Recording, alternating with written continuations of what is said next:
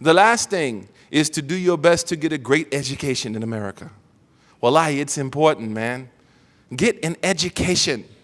Master a subject, because imams are only as good as their communities. In Boston right now, we did a survey, and I'm sorry to take this time, but this is important, man. And you didn't fly me here for no 10-minute talk anyways. And my honorarium ain't that cheap. Right, just joking. So, although we can talk. In Boston, we did a survey. We're in Roxbury. We had a young convert, Sister Sarah King, a physician. She did a survey of the whole community, Muslim, non-Muslim.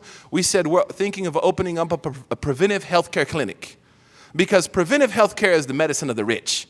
You know, massages, acupuncture, weight loss advice, stuff that no one needs, right? Right. Sickle cell anemia is rampant in our community. Shingles is rampant in our community. We have an elderly Somali community, Skawaran Fian, alhamdulillah, in our community. Yeah, watch out. Who the elderly people need certain care and they don't speak English, right? Then she came to me with the statistics and she said, Imam, I'm glad you came from Azhar. Let's get this rocking. I said, girl, I went to Azhar. I didn't go to Johns Hopkins. What does that word mean? And she was like, you can't rock this? I was like, I can't rock this.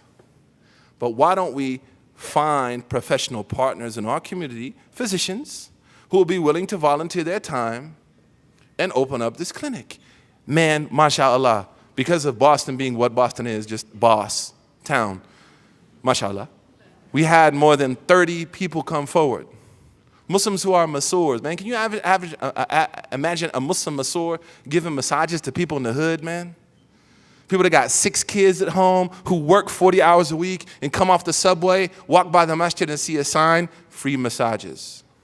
You think when they go home and turn on the TV and they say Muslims are terrorists? Nah, man, that Muslim just held me with my neck. I love the Muslims. Muslims are great. Going back tomorrow, right? So the last is that you join a community that's federated. And what I mean by federated is that it's not like you have here with Imam Majid, mashallah, such an incredible model that everyone follows as he exhibit. It's not a one-man show. But everyone is able to contribute. And if you go to school and master a subject and you get yourself financially stable, you're going to be able to volunteer time back in your community. In America, we should really think about a mentorship project for young American Muslims, women and men who can be around Muslim professionals who are deenin and dunyan, so that they can set that example for them. So it all goes back to the simple idea of understanding who we are. Our purpose is to be here for the pleasure of Allah, to serve Him. He doesn't need that. We need it more than anything else. And He created us. That's the centrality. That's our automatic GPS.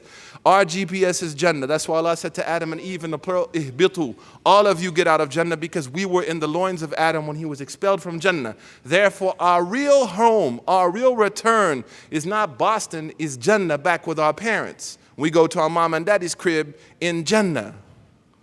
So understanding that tawheed and that concept of worship is central to all of this. May Allah reward you. I took a little bit more time than I wanted to. Assalamu alaikum wa rahmatullah.